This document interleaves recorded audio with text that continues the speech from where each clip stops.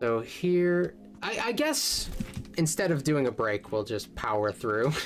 I don't have to use the bathroom. My mouth isn't dry, so I don't need to get another drink. So I guess I'm cool with just keeping on and moving forward.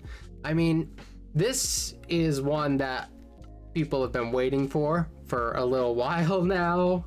So I don't want to keep you waiting any longer than I have to. Hunting the Bismarck. This has been recommended since I did the Otto von Bismarck series. But this isn't Otto von Bismarck we're talking about. This is a ship. This is a naval vessel we're referring to, correct? Because like that guy ain't doing a whole lot right now. We're talking about a boat, I believe. So that should be interesting. Sadly, a lot of history is from the perspective of the Germans or Allies, because historians had no access to the Soviet records until 1990. That is very true. A lot of communist countries kept a tight hold on their records. There was a similar thing with the Vietnamese archives. After the Vietnam War has always been told from an American perspective. One could say it's because Americans have like that like they're so powerful that they can craft this narrative that leaves out the Vietnamese perspective. But there's also the fact that we did not have access to their archives. Western scholars didn't get into their archives until the 90s. And I think one of the first major studies was a book called Hanoi's War. I'm trying to remember who the author was. Do I have the book around here somewhere? I don't think I do. But it's a fantastic book and is really groundbreaking for the time that it came out, because it's a Western scholar really taking on the Vietnamese perspective on a subject that has been so dominated by the American perspective. So I think that's really interesting. I think you should check it out. It's called Hanoi's War. I'm pretty sure if you look it up, you'll find it. So what were we doing? Hunting the Bismarck. That's what we're doing. It's a boat. Let's do it. May 20th, 1941. A restaurant. But still this guy. I believe at some point this is going to switch over to the other guy. I don't know what happened to this guy, but they have like the deep voice narrator and this guy. And this guy is kind of considered like old extra history, and the other guy is what I think of when I think of new extra history. I don't know anything about that, but I guess this is probably leaning more on the older side. A British officer, the naval attaché to neutral Sweden, is having dinner alone when the waiter interrupts him with a telephone call from the embassy. His eyes widen. He slams down the receiver and rushes out. Waiting for him at the embassy is a Norwegian colonel, the man Swedish intelligence leaks to when they want information to land in British hands. He has a sighting report from a Swedish cruiser. They relay it to London via encrypted telegram, and it says, The Bismarck is named after Otto von Bismarck. I would assume. Like, I can't think of any other reason why. I guess something else could be called Bismarck, but yeah, that's... And when I did the Otto von Bismarck, people were like, you gotta do this one next, and I thought it was the sequel, and it kind of was like... Or like something that happened in the middle, but no, then I heard it was like part of World War II, and I'm like, oh, then this has nothing to do with that. 1,500 hours, 2 large warships, escorted by 3 destroyers, 5 ships, and 10 or 12 planes, passed to the northeast. The ships are German, and the hunt is on.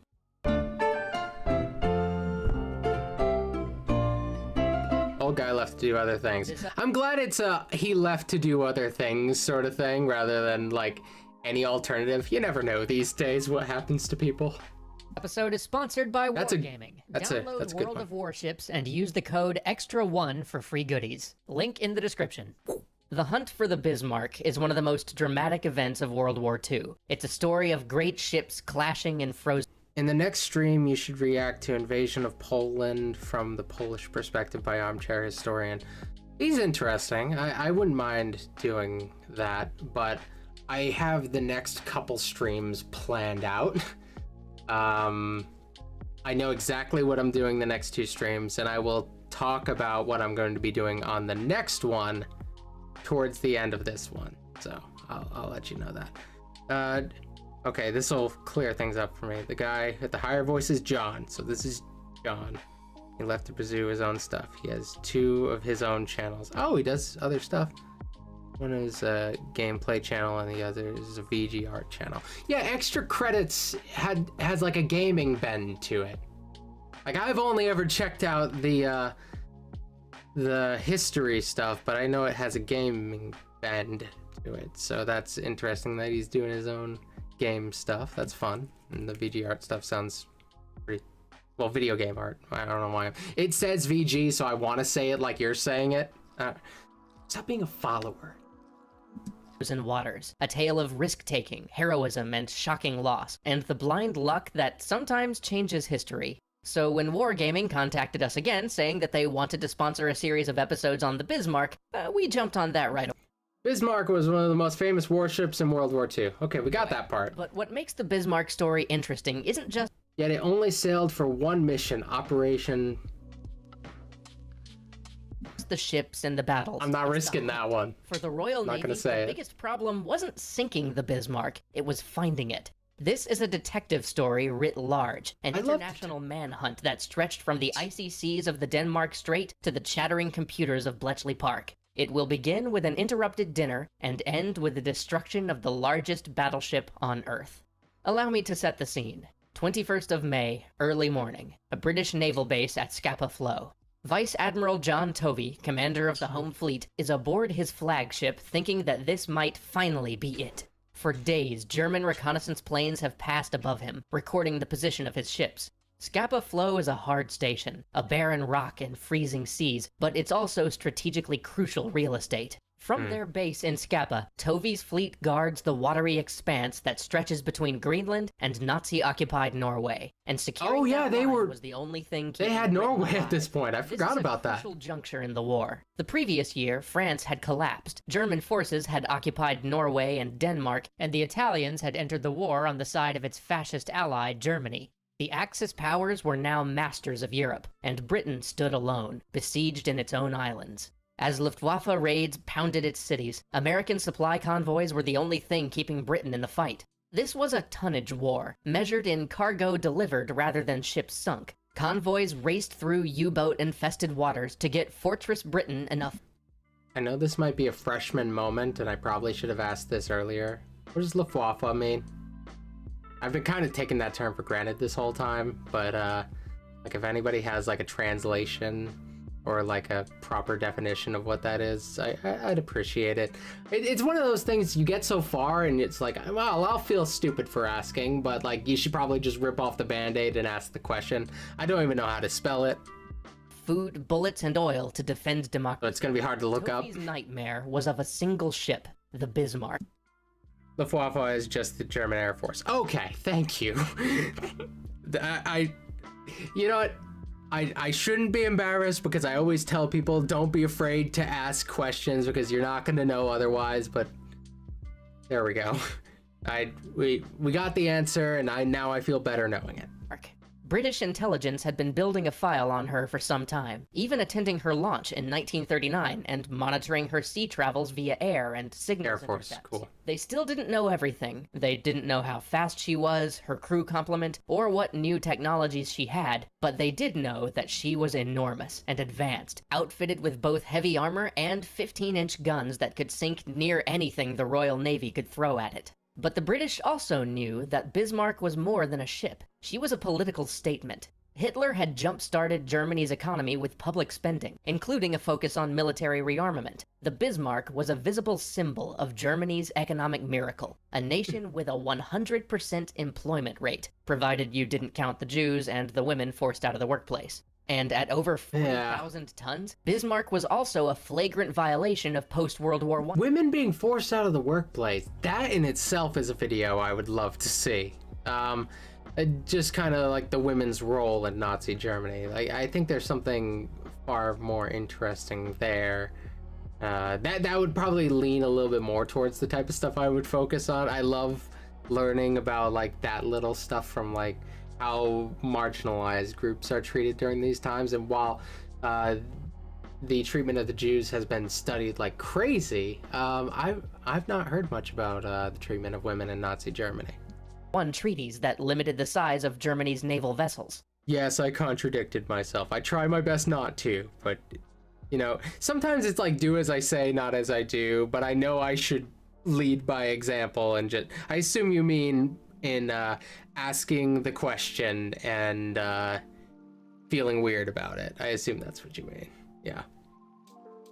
This ship celebrated the Nazi success and proclaimed their warlike intentions. This was a new Germany, an economically strong Germany that had military ambition and rejected any attempt to restrain it. But so far, this great ship was still bottled up in the Baltic, operating out of ports in northern Germany and occupied Poland. But if the Bismarck could stage a breakout, slip between Denmark and Norway, and cut north into the Atlantic, it could plunge down into the Atlantic convoys, a knife straight into Britain's supply artery. Previous German raids had proved costly, and those ships had only been a quarter the size of the Bismarck. Tovy's phone rings, a direct line from the Admiralty in London.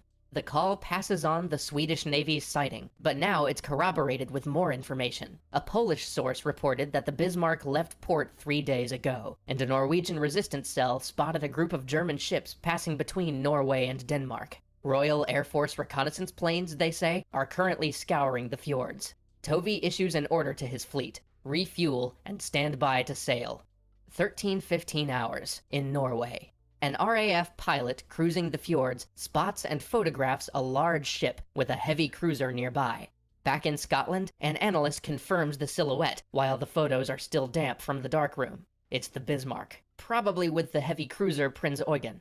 The photos confirm Tovy's greatest fear. Worse, the weather is deteriorating, with fog forecast overnight. Bismarck had probably been hiding in the fjords, waiting for just such weather to I kind of enjoy this to the gag. Atlantic. Tovy summons his subordinate, Vice Admiral Lancelot Holland, and details his plan. Holland will take his squadron to southern Iceland and hold there, staying in a position to intercept the Bismarck regardless of whether she sails down the east or the west coast of the island. Tovy will stay in Scapa in case the Bismarck tries to use the foul weather to sneak past the north side of Britain. The cruisers currently patrolling the Denmark Strait would stay on course with orders to spot and shadow the Bismarck, then radio its course so Holland can intercept. Holland's squadron slips out at midnight. 22nd of May, at 0200 hours in Norway. An RAF bombing raid hits the Bismarck's last known position, releasing their payloads blind due to the low clouds. Heavy fog, no sighting. Further reconnaissance flights are futile for the next several hours. 2000 hours in the Scapa flow. Admiral Tovy, who has been living next to the phone for the last 24 hours, receives a report from the Admiralty. A daring reconnaissance plane has flown low enough to break through the clouds. The Bismarck is gone. Any further reconnaissance flights are grounded due to poor weather. He orders the command to sail for Iceland immediately, hoping to fill any gaps in their screen. In the 30 hours since the last sighting of the Bismarck, the German raiders could have sailed 600 miles toward the Atlantic access points around Iceland. As Tovy leaves port, he radios Holland to say that Bismarck is heading his way, and that the fleet must maintain radio silence. The Bismarck has slipped through the first net. It must not slip through another. 23rd of May, 1922 This is kind of fascinating. hours, the Denmark Strait. 2 sister cruisers have been searching the icy, mine-filled waters of the Denmark Strait for 50 hours, ever since the Bismarck was last spotted, when a lookout sees 2 ships emerge from a snowstorm. He thinks they're British at first, but a second glance sends him scrambling. It's a German battleship, and only 7 miles away, well within the killing range of its 15-inch guns. Action stations sound. The officers below abandon their pre-dinner sherry. Running feet pound the deck. The cruiser turns hard over and makes for the fog, its 8-inch guns useless against the steel behemoth. Oh, For jeez. 3 agonizing minutes, the crew waits for incoming shells as their little ship slowly takes cover in the mist. The Bismarck's shells never arrive.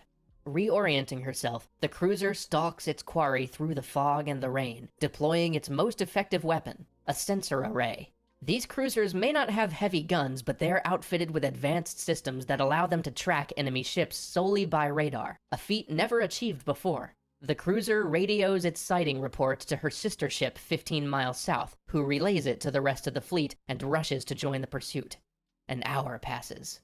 20-30 hours, the Denmark Strait. Overeager and heading at speed, the second cruiser plunges through a fog bank to find itself nearly head-on with the Bismarck, 6 miles away and closing at 30 knots. Her captain orders the helm hard to starboard and deploys a smokescreen, braking for the mist. This time, the Bismarck is quick on the draw. A salvo of 15-inch shells lands behind the vessel's stern, rattling it with metal splinters. Another shell lands 50 yards short and skips like a stone over the bridge. But the cruiser escapes, shrouded in mist. The twin cruisers, a little wiser and this is kind of amazing, fall in behind the Bismarck and the Prinz Eugen, staying out of sight but within the 10-mile range of their radar arrays, quietly broadcasting Bismarck's position to the fleet. 2100 hours, the interception fleet at Denmark Strait. Admiral Holland's battlecruiser force plunges towards the Bismarck. There are rough seas and snow flurries in the strait, with waves so high that their destroyer escorts are getting submerged and have to pull back. Destroyers will do little good anyway. Holland knows. This will be a 2-on-2 battle of capital ships. At his disposal, he has the newest ship in the British fleet, the Prince of Wales, and his flagship. I'm sorry, I've been kind of immersed in this. I hear very little about naval battle in the world wars. It's not the part that is always considered the most exciting, I'm sure. I'm sure there are plenty of people who are naval nerds, but I really, I find this to be kind of fascinating. I was very excited when he said it was more like a detective thing. Clearly, I don't have the ability to discern any of this stuff. I'm just kind of along for the ride. This feels like we're getting close to the end, but this is like a 4-part series, so clearly we're not. The pride of the Royal Navy, the HMS Hood. The Hood has been called the most beautiful ship afloat. Between the wars, she had... Radar was perhaps the big technological advance Britain and the US had over other countries in the war. Oh, I didn't even think about how radar might come into play here. That would be like a game changer on naval warfare. Circumnavigated the globe as a symbol of British invincibility. She's the star of fleet reviews and propaganda reels. Many of her crew got their first taste of Navy life by seeing her at holiday parades or through childhood tours of her deck. She is the beloved, the unsinkable, the mighty Hood.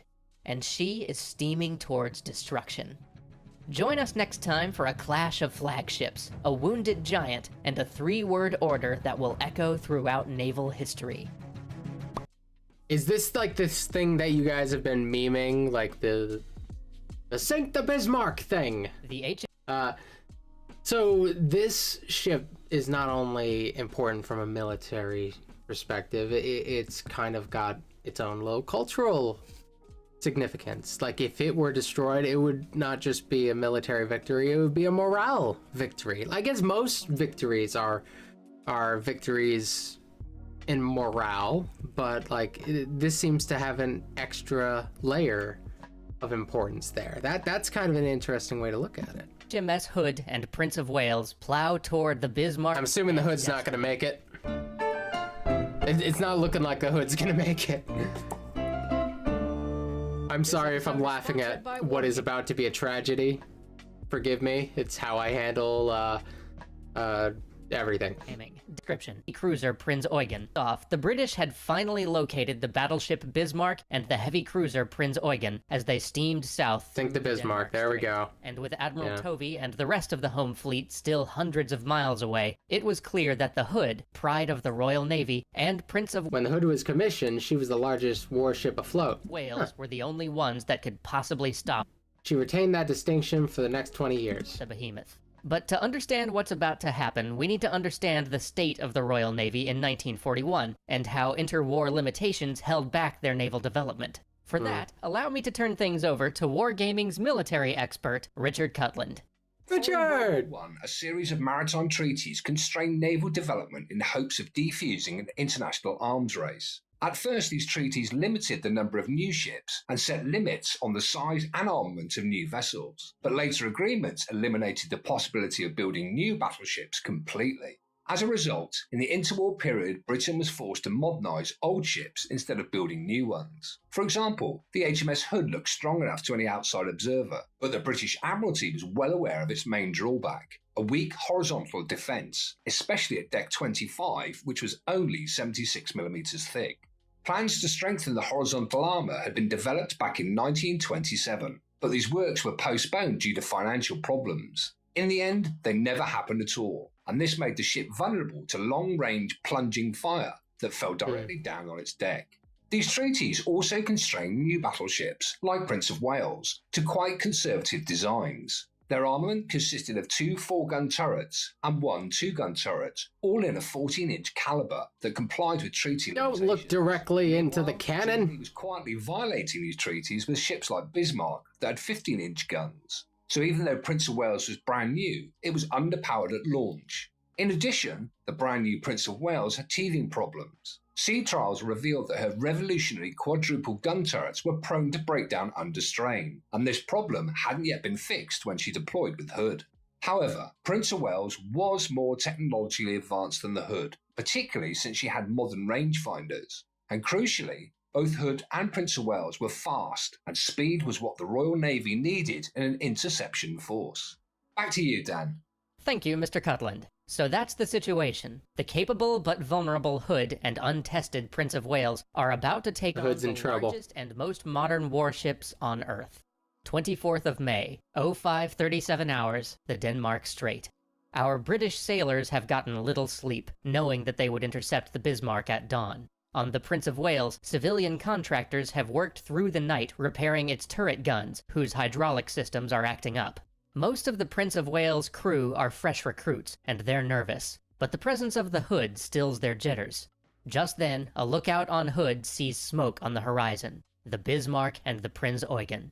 Admiral Holland sends a ciphered message to the rest of the fleet. From Hood, enemy in sight, am engaging. But Holland's running almost parallel to the enemy, the 4 ships converging slowly as they head southwest. That's no good. Not only does he need to get between Bismarck and the Atlantic, but the Hood's thin deck armor will be vulnerable to plunging fire unless he gets within 9 miles. By cutting a path directly toward the Germans, he'll close the distance as fast as possible and be harder to hit, but it'll also have his firepower since his rear turrets can't join the fight. But okay, that makes sense. The Bismarck could still evade. Holland turns to an interception not gonna work, course is it? And orders full speed ahead. At 05:52 hours, Holland orders Prince of Wales to target the lead ship. But the gunnery officer on the Prince of Wales, working with more modern optics, makes a startling realization. The Hood... Yeah, I don't know how Rhode Island warships are signed myself. I have a book that I recently acquired about Bristol, Rhode Island's naval traditions, but I've not cracked it open yet, so... And I've not done a whole lot of naval history, but it would be something good to study from where I am. Even if I were to just focus on local naval history and tradition, I'd have like so many job opportunities in like Newport, which is like the good part of Rhode Island. That would be lovely. No, it's the rich part of Rhode Island. It's where all the billionaires have their vacation homes. Has targeted. I couldn't afford to live there though. Bismarck and Prinz Eugen have similar silhouettes, and the Germans have defied convention by sending the lighter armored heavy cruiser first. He tries to communicate this to the Hood, but it's too late. The Hood opens fire, wreathing the vessel in dirty brown smoke. Seeing this, the desperate gunnery officer defies the Hood's order, targets the Bismarck, and fires. On both ships, the gunnery he's gonna regret that, I look at their assume? watches, waiting. 50 seconds later, pillars of water leap up in front of the German ships. The salvos fall short. Worse still, one of the guns in Prince of Wales' B turret malfunctions, taking it out of the action. Both ships are readjusting their aim when flashes of light run up and down the German ships. A long-range artillery duel has begun. 2 minutes later, a shell from Prinz Eugen crashes into the Hood's upper deck, detonating an ammunition locker. It burns with pink flames, anti-aircraft shells cooking off in bunches like firecrackers. On the Hood's bridge, the crew can hear the screams of their burning shipmates coming through the voice pipes. Admiral Holland keeps calm, but then huge columns of water leap into the air ahead of the bow, and he finally realizes that he's been shooting at the wrong ship.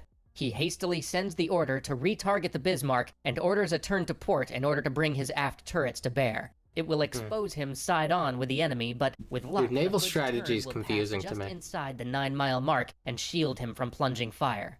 The turn comes just in time. Bismarck's next salvo thunders down right where the Hood had been headed. With all fire concentrated on Hood, Prince of Wales has been free to get range on the Bismarck and scores at least one hit. But her intricate Good for four-gun her. turrets aren't holding up to the strain, and every few salvos another gun goes out of action. It follows Hood into the turn, facing the German ships side on. A salvo from Bismarck brackets the Hood, shells landing on either side of the vessel. The Prince of Wales's commander, Captain Leach, knows that once a ship is bracketed, the enemy has you.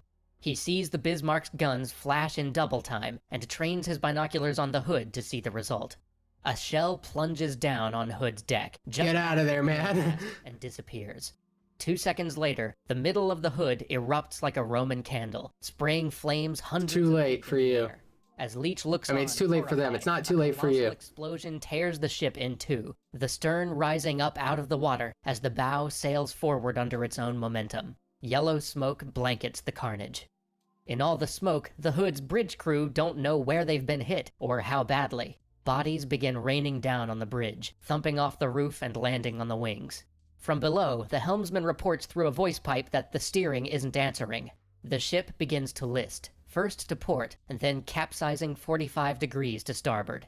There's no need for an evacuation order. The crew lines up single file at the port side hatch, waiting their turn to scramble out. The squadron's navigating officer stands aside, letting junior seamen go first. One crewman It's glances so back. nice. He sees Admiral Holland still sitting in his command chair, going down jeez. with his ship. Seconds As later, they do. the sailor steps off the Hood and into the freezing water. Like, it's hard to come back from stuff like that. Like, I think of the guy, like, when your ship sinks, like, you come home to face all the scrutiny. People will analyze to, like, the most minute detail your handling of the situation. If you made a mistake, all these people's lives are on your hands. We're gonna discharge you. Or I don't know what they would have done with this guy, but I think of, like, the guy who was in charge of the USS Indianapolis and the amount of pressure that he was under when he got back and how people treated him. So I'm sure, like, people who are in the Navy and have witnessed the results of such failure, they know what they'd prefer, and he's one of those cases, I guess. It's just the most depressing thing I've ever freaking heard, but you know, he knows where this is going, probably, I assume. Of the Denmark Strait. Above him, he sees the majestic lines of the Hood, sinking in a V formation. A turret fires a last defiant salvo before it slips into the water, and then the suction pulls him under. On the Prince of Wales, Captain Leach orders an evasive maneuver to avoid colliding with Hood's rapidly sinking stern. It disappears underwater as they pass. Nothing remains of the Royal Navy's largest and most famous ship except a burning debris field. It is now one malfunctioning ship against two, and Leach has sailed right into the Hood's former position. The Germans barely have to adjust their rangefinders. But just then, a salvo from Prince of Wales straddles Bismarck. Leach nods approval. Now that Prince of Wales has the correct range, she can... bang! One compartment below the bridge, the navigation officer hears a crash above him. He shouts into the voice pipe, asking if everything's all right. At first, there's no answer, and then a stream of blood dribbles out, staining his charts. Leach gets unsteadily to his feet. One of the Bismarck's shells has hit the bridge and passed through without exploding. His entire bridge crew lies dead, except for 2 wounded officers. For 3 hellish minutes, shells pound the Prince of Wales. The armor belt... She's already dead, man. The boat deck catches fire. In one of the turret magazines, a shell punches through the deck and lands, still live, next to a sailor's foot. The magazine crew is told to hang on to it until ordnance disposal arrives, but they're not waiting. They lift the shell up out of the turret and gingerly carry it across the deck amid a full-scale battle. And drop it in the ocean. With relief, they pitch it over the side. Captain Leach knows he's been outfought. He turns to withdraw, making smoke to cover his retreat. The Bismarck, curiously, does not follow. Keeping well out of range, Leach brings the mauled Prince of Wales around to join the cruisers shadowing Bismarck. He signals the Admiralty. Hood has blown up. 1 hour after the Hood's sinking, a destroyer arrives to look for survivors. On deck, they have rafts, lifebelts, and blankets lined up and ready. The medical crew is prepared to treat hundreds. Instead, they pull 3 oil-slicked survivors out of the water. 3 out of a crew of 1,418. 10:22 hours, the Admiralty. Faces are grim in the Admiralty's war room, 200 feet below the streets of London. The shock of losing the Hood is compounded by the knowledge that German battleships were now in position to prey on vital convoys. But You know, I mentioned the USS Indianapolis, but that is the treatment of an American naval personnel. I don't know what, but British naval tradition is so rich and old. I'd imagine they take like incredible amounts of pride in that, and would equally and oppositely take massive amounts of shame in such failure. So I don't know if you'd get much better treatment. But as the news settles in, bleak horror I was just thinking gives about way that. to determined rage. The phone rings. It's Prime Minister Churchill with a personal order for every able ship in the Atlantic. It is direct and to the point. Admiralty cipher officers The broadcast Bismarck. the order wide. That's where we're going, the right? aircraft carrier Ark Royal receives the signal at Gibraltar and begins to unpack its torpedo bombers. Tovey's home fleet receives the message as they race to join the stricken Prince of Wales. The battleship Rodney, headed for a refit in Boston, gets the signal and slowly turns its 16-inch guns back toward Europe. The airwaves are thick with this one message: sink the Bismarck. Sink the Bismarck. Sink the Bismarck. Whatever you gotta do. So we're going into part 3. So this one is another 4-parter, and since I have you at this point, you probably can't turn away at that point. Let's take a moment to highlight what today's post show is going to be. Well, not the post. I don't call it the post show anymore. Now I just make sure I get like at least one members only video out to you guys. I just wanted to highlight that while we're in the middle of something that we're like deeply invested in, I want to let you know the benefits of the channel membership.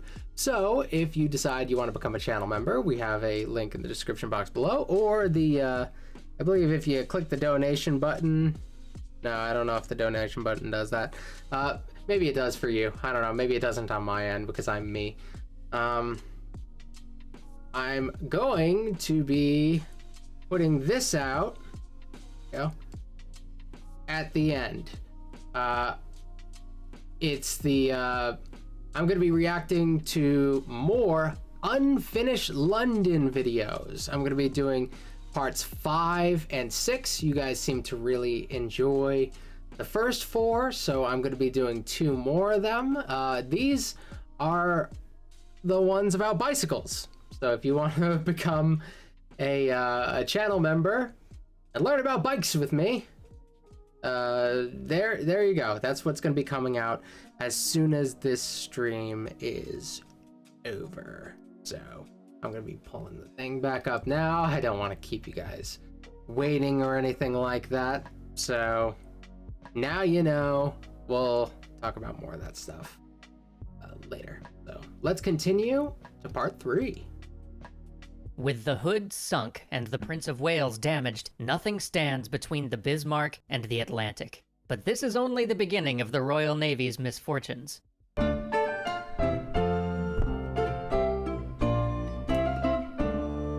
This episode is sponsored by Wargaming. Download World of Warships and use the code EXTRA1 for free goodies. Link in the description. The 24th of May, 1440 hours, Admiral Tovey's flagship, King George V. The Battle of the Denmark Strait has not only been a disaster for British morale, but it's presented a tactical problem. Bismarck and Prinz Eugen are loose in the Atlantic. Worse, the only ships close enough to engage the Germans are no match for those battleships. Instead of intercepting Bismarck, Admiral Tovey's home fleet is now chasing her south. But thanks to the cruisers and their radar, they at least know where the Bismarck is, and reconnaissance planes have reported a large oil slick following the vessel. It seems that one of the Prince of Wales's shells wounded the beast, but it hasn't slowed her. If Tovey hopes to catch up to Bismarck, he has to cause her further damage. He orders his aircraft carrier Victorious to steam ahead of him. She's a faster ship, and with luck she can get her Swordfish torpedo bombers within range of the enemy before dark. 1839 hours. The Prince of Wales and a squadron of cruisers have been shadowing Bismarck and Prinz Eugen with their forward radar when one of the cruiser's lookouts spots something in the haze. Suddenly, Bismarck cuts through the fog bank and opens up with her guns. Jeez, this thing's got like cloaking powers or something. I don't know what's going on there. The Prince of Wales fires a salvo. Battle seems imminent, but the Bismarck breaks off and continues north. When the cruiser reacquires Bismarck, its captain notices that there's only one ship on radar now, not two. The attack was a bluff, a ploy to break radar contact so Prinz Eugen could detach and slip away. They've lost one prize. 2300 hours on the aircraft carrier Victorious. 9 Swordfish torpedo bombers lift off the pitching deck. They are not fit for this mission. The pilots are inexperienced, the aircraft are biplanes with bodies made of metal struts and stretched fabric. They carry only one torpedo each, and their top speed is only 138 miles per hour. But they are the pretty fast to me, I don't know. The squadron reaches the target area and sees a ship below. Then these rookie pilots begin an attack run that could change history.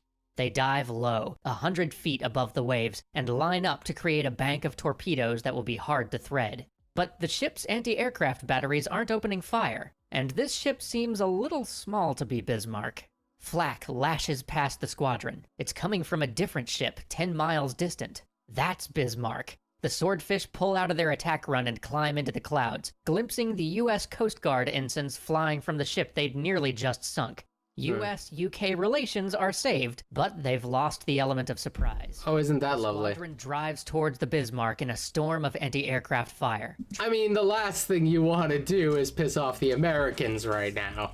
I mean, really, I think that would be a bigger problem than losing the Bismarck one more time, which they might end up losing anyway, so there's some disaster averted.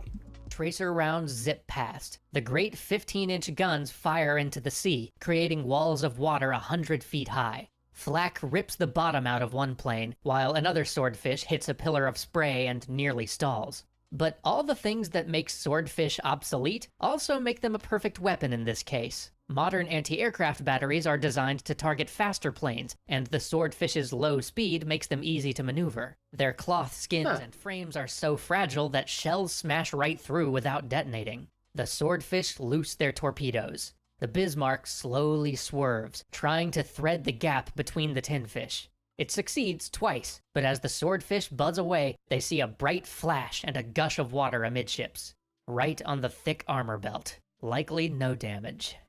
25th of May, 01:15 hours. They got nothing, man. The Prince of Wales fires on Bismarck at extreme range, but the weather cuts visibility to nothing. The cruiser squadron resumes shadowing the Bismarck by radar, zigzagging to throw off the U-boats that Admiralty warns are in the area.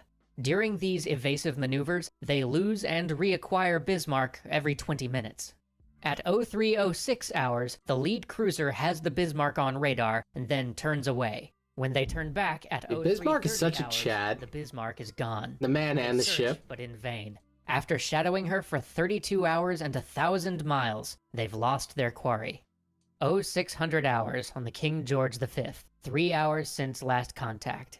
When Tovey learns that the cruisers have lost Bismarck, he goes to his charts. The oil slick reported behind Bismarck suggests that the ship is damaged, in which case, he reasons, it would try to return to port either in Norway or occupied France. But if Bismarck isn't badly damaged, it could link up with an oil tanker, refuel, and play havoc with supply convoys. This scares Tovey. His ships are already low on fuel, and if the search continues too long, they're gonna have to return home. If Bismarck finds a tanker, she could simply wait them out. He orders several of his cruisers, battleships, and the Victorious to refuel in Iceland. It'll mean he's short-handed in the meantime, but he'll have the option for a long-term search. If it comes down to it, he has the battleship Rodney in intercept That's position, safe, just in case Bismarck suppose. heads for the French coast. 0930 hours at Bletchley Park. 6.5 hours have passed since last contact. Every day is a race for the code breakers at Bletchley Park. The settings for German Enigma code machines change every day, and every day, Bletchley's bomb, a huge computer, runs through different settings until the intercepted messages turn into readable German. Once that happens, it's a scramble to decode as many intercepts as possible before the codes change again. Hut 4, the computer that deals with German naval signals, is trying to sort through a mountain of intercepts to find where Bismarck is headed. But the Bismarck isn't the only German vessel in the Atlantic, and because the naval version Feels of the like Enigma it, has 5 rotors instead of given 4, how things have been going. descriptions will take a week to come through. In the absence of translations, the analysts try to identify Bismarck's signals by the electronic fingerprint of its transmitter and the typing style of the ship's Morse operator. If they find a signal that matches, they triangulate its position. The evidence is mixed. One triangulated signal seems headed for France, but other possible hits indicate Norway.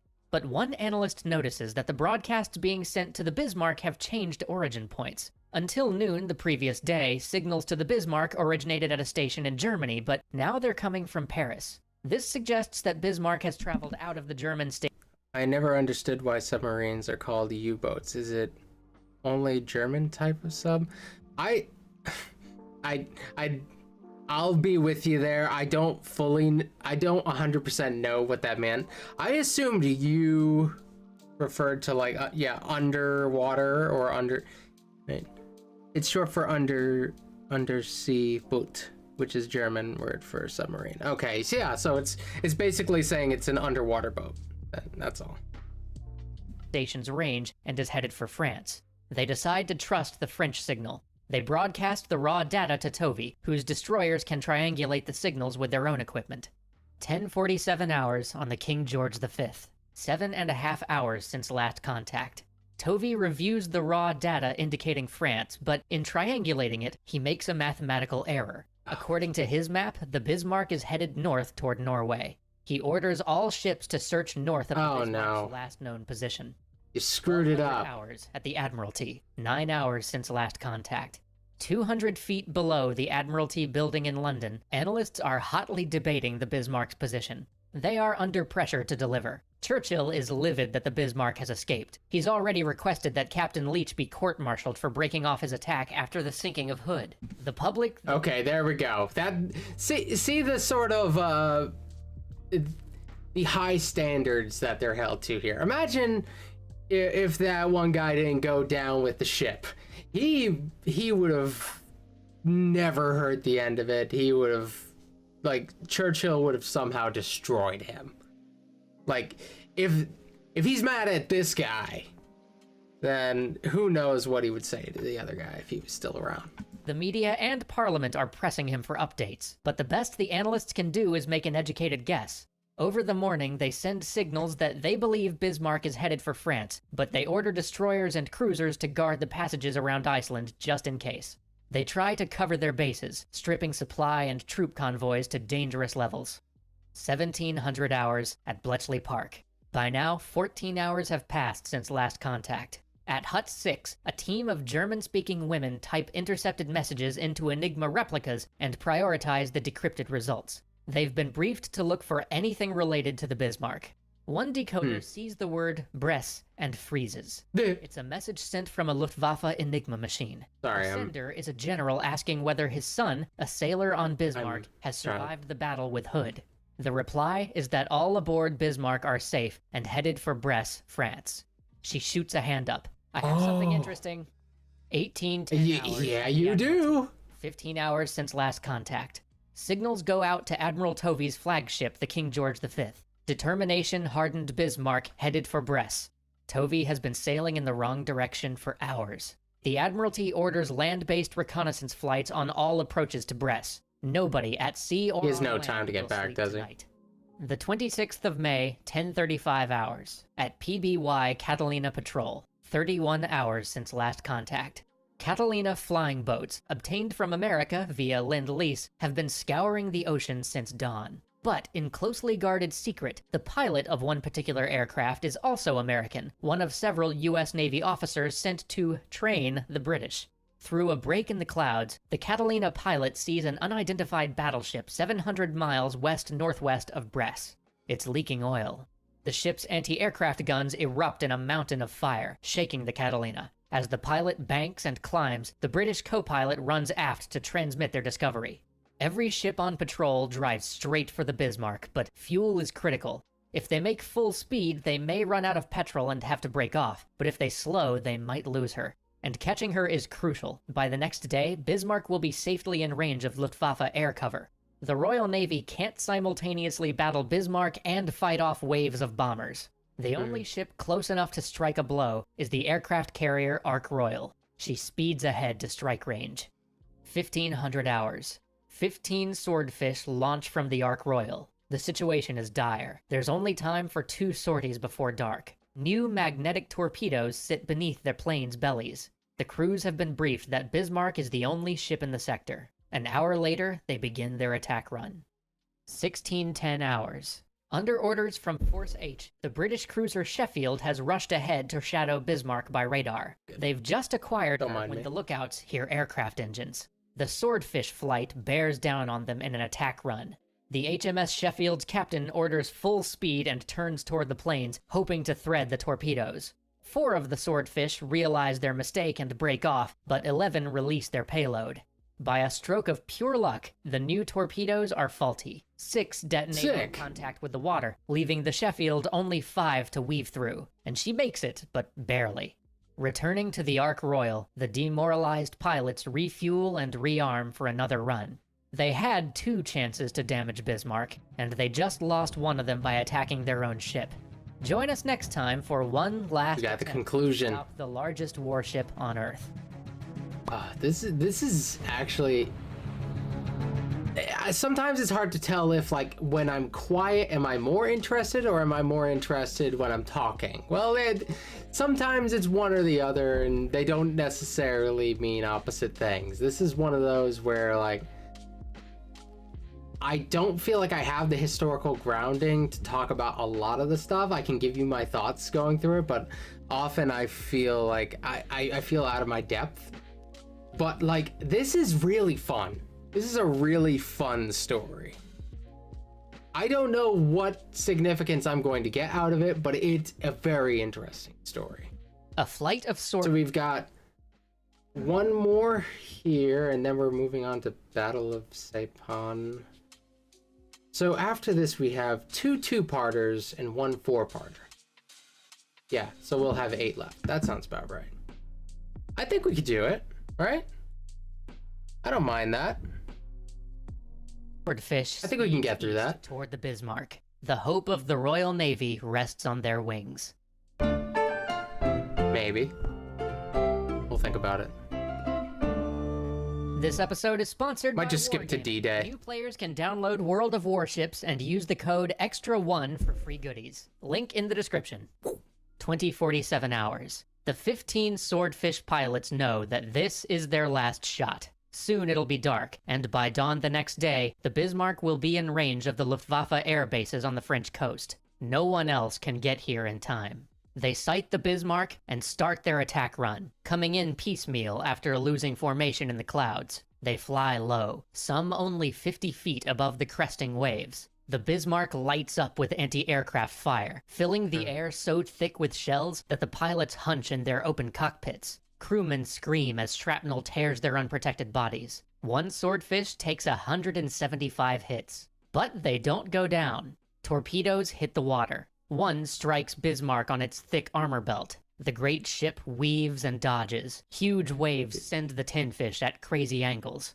One pilot is about to loose when he hears his navigator yell, "Not now!" He turns to see the man hanging upside down from the side of the plane, judging wave patterns so that the torpedo runs straight. Okay, let it go. Jeez, what a It's a Chad! textbook shot, 2 ship lengths ahead. The Bismarck People just makes didn't an care evasive about turn, safety. but the torpedo strikes its stern. There's a blast of flame and water, but the great ship sails on, unaffected.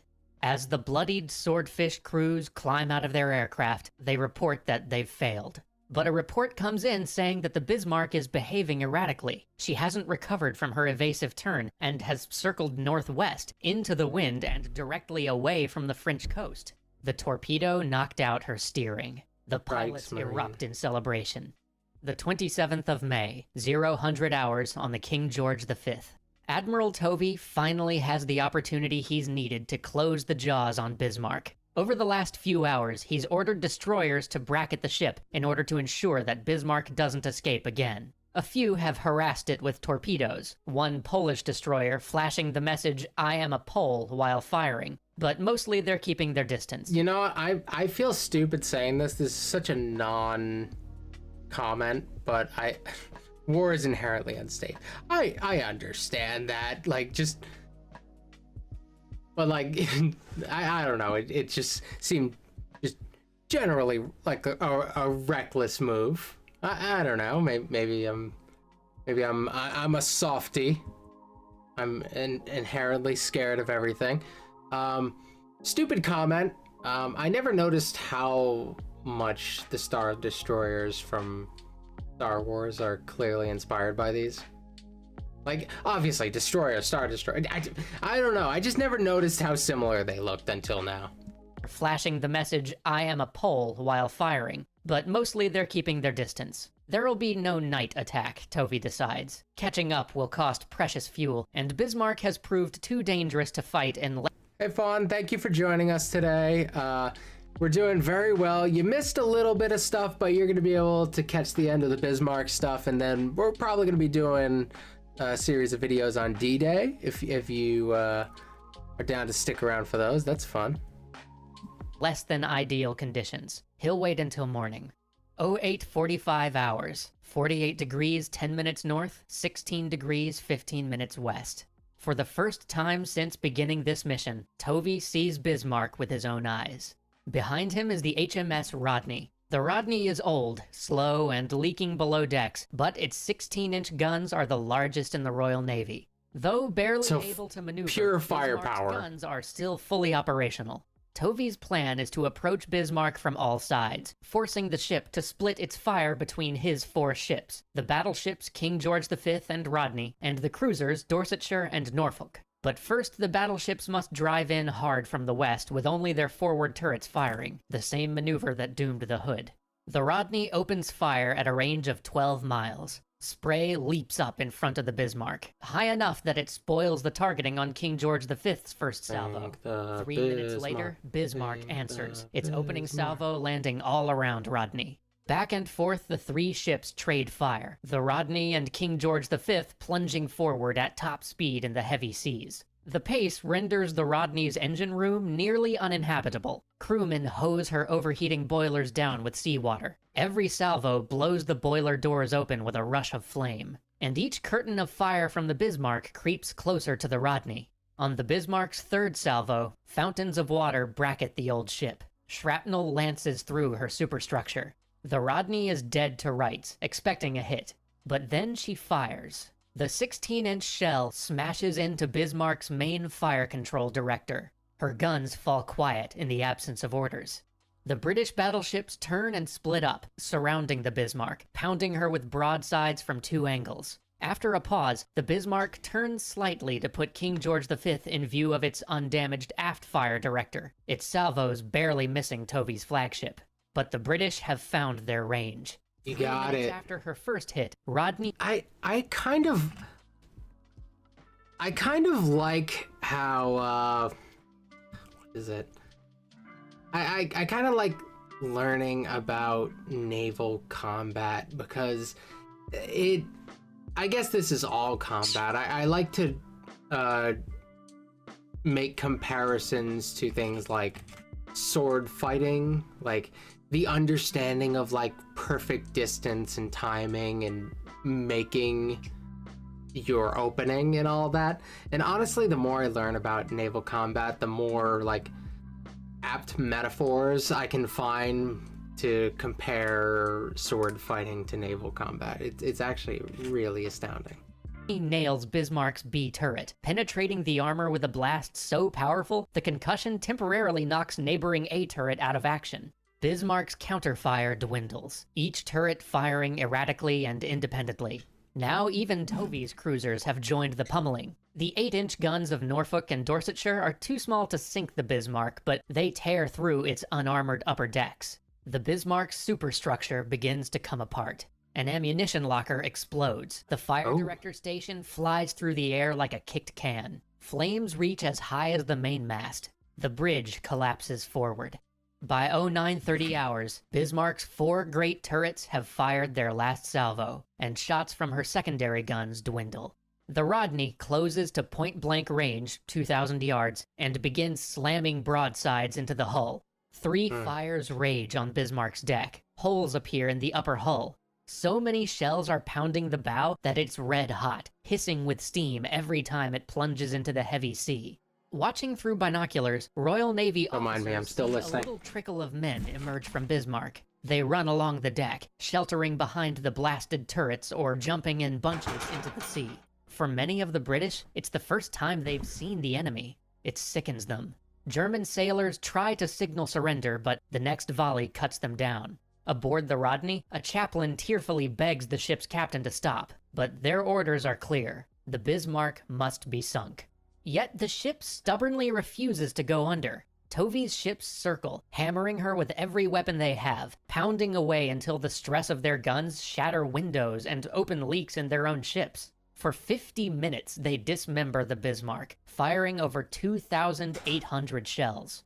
At 10:21 hours, the guns go quiet. Tovey's ships have expended so much fuel that they're in danger of... If you like naval shenanigans, you should check out a channel called Drakenifel, and his videos on the... sorry about that. Anytime I pronounce something incorrectly, I apologize. From now, for all coming time. And his video Voyage of the Damned. Might be worth it. One day we'll have to return to naval stuff. I know it's gotta happen. Of not being able to get back home.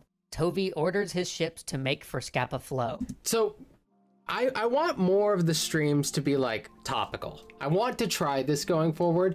Today is kind of the test of that. Take, like, one sort of topic, this one being World War II, and just doing a bunch of stuff geared towards that topic rather than the more disjointed variety show thing we've done in past streams. So I'm testing this out to see if I like it. So far, I'm having fun with it. I kind of like it. There is a degree that I really enjoy the variety stuff, but thus far it's a welcome change. So we might have more thematic streams in the future where we really stick to 1 or 2 themes. The Dorsetshire will finish the Bismarck. Dorsetshire moves to point-blank range and fires 2 torpedoes into the Bismarck's starboard side and another into the port side. The pride of Hitler's fleet heels over, her lower hull glowing from internal fires, and gradually sinks by the stern. Within 15 seconds, she's gone. The Dorsetshire throws nets over its side to pick up German survivors. Her sailors try to haul as many as they can aboard, but some are badly burned or missing limbs. Safe on deck, crewmen hand their half-frozen enemies rum and hot cocoa, pity eclipsing their anger over the loss of the Hood. But then a lookout spots a U-boat periscope. Oh, German geez. submarines are known to converge on sinking ships, and in order to save his crew, the Dorsetshires captain gives an unthinkable order. Unless they want to join the Bismarck, they must get underway. The ship begins to pull forward with hundreds of wailing men still floating around her. Some cling to the nets as she begins to move, losing their grip and drifting to stern as she gains speed. 2,200 men served on Bismarck. Only 114 survived. The time is 1200 hours. Churchill tells Parliament that the Bismarck has been sunk. The news goes out via radio minutes later, greeted by 3 cheers in the Bletchley Park canteen. It's a major victory for the codebreakers, proof that their program can deliver results.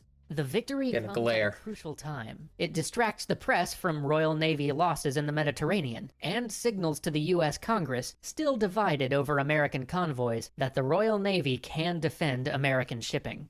In Germany, propagandists spin the Bismarck's sinking as a noble last stand, but Hitler receives a different message. He's never trusted naval power. Capital ships are too expensive, too vulnerable to air raids, and their loss is too public. Plus, they gobble up Germany's limited fuel resources. The Royal Navy could have the Atlantic. From now on, he would use his capital ships defensively, and employ U-boats to harass convoys. After all, his focus was needed elsewhere. Honestly, that makes all the sense in the world. It feels like the massive ship seems to go against generally what they were going for. It didn't seem to be their typical approach from what I knew about them. So I get it.